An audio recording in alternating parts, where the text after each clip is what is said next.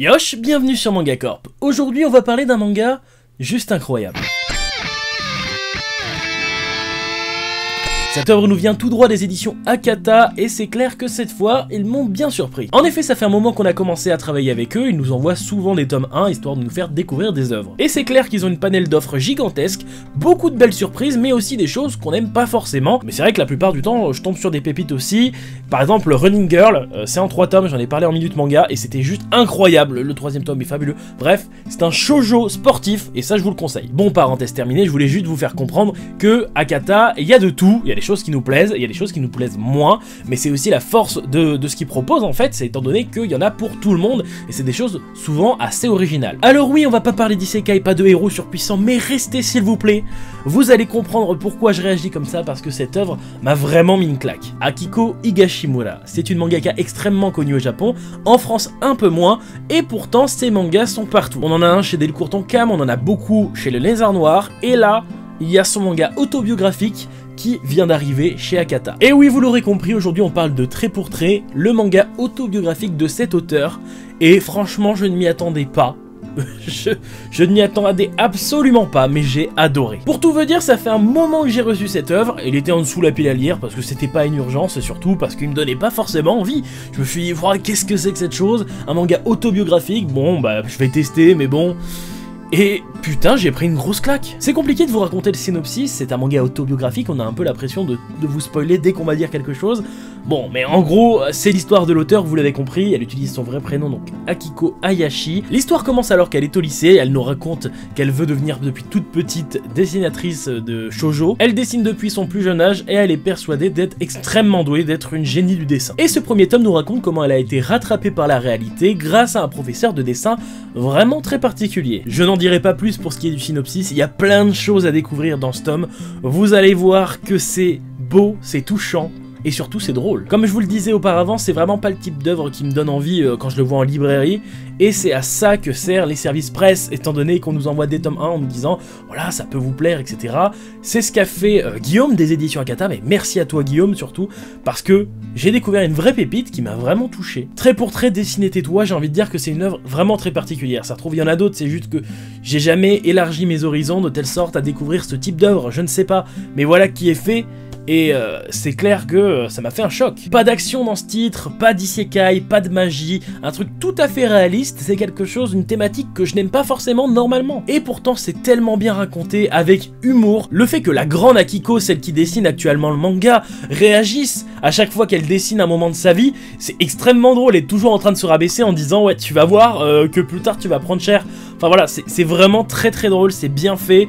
Et surtout, c'est hyper émouvant. La rencontre avec ce professeur qui va être au départ vraiment très compliqué, vous vous rendez compte que par la suite, ça va être vraiment plus touchant et une relation vraiment spéciale entre deux. Même si sur ce premier tome, on a les prémices de cette relation justement.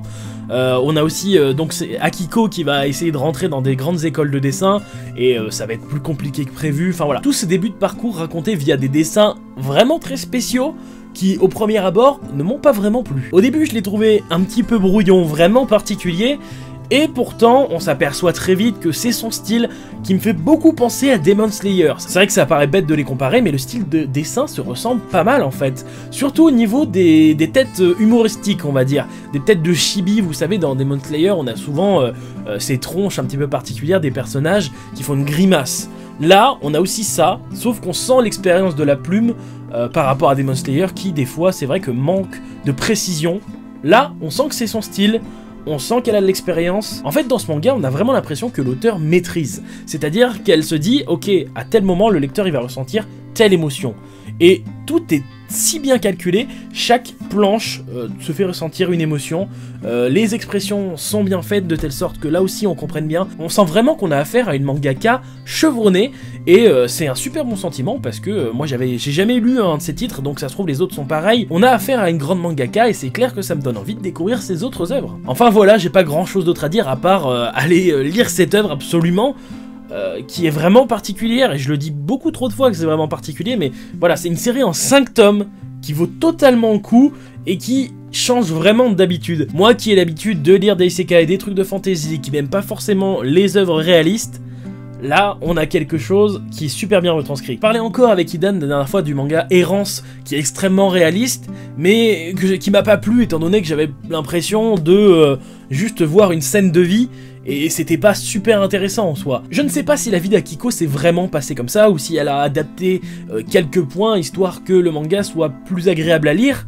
mais dans tous les cas, ça marche. On est dans du réalisme, mais c'est tellement improbable, et ses réactions sont vraiment particulières que en fait on a envie de continuer, et surtout on s'attache extrêmement vite à ces protagonistes qui sortent du lot, qui des fois font n'importe quoi, surtout ce professeur vraiment particulier qui est attachant. Il faut que j'arrête de dire particulier dans cette vidéo, c'est incroyable. Bref, je vais m'arrêter là, je ne pense pas que cette vidéo fera beaucoup de vues, mais tant pis, j'avais envie de vous le partager.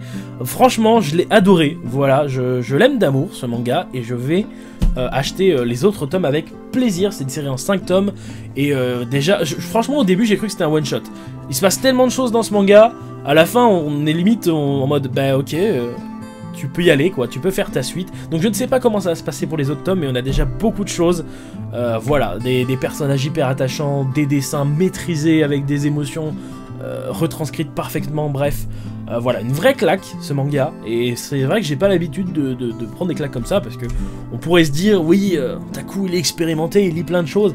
Pas vraiment, hein, pas vraiment, je lis très peu de mangas réalistes, je vous l'ai dit, mais j'essaye, hein, voilà, je lis plus de Yuri, les shoujo j'en lis beaucoup maintenant, voilà, j'essaye de tenter de nouvelles expériences, et des fois ça marche pas, et là, bah, ça a complètement marché. En tout cas voilà, si vous avez lu cette œuvre, ou si vous connaissez d'autres œuvres de Akiko Higashimura, je vais y arriver, eh bien n'hésitez pas à me dire ce que vous en pensez, voilà, est-ce que ces œuvres sont bien, est-ce que c'est aussi un superbe style maîtrisé. Après il y a des œuvres qui doivent dater un petit peu, donc j'imagine que c'est différent, mais bref, voilà, dites-moi votre ressenti, et moi je vous dis à bientôt sur Manga Corp, voilà.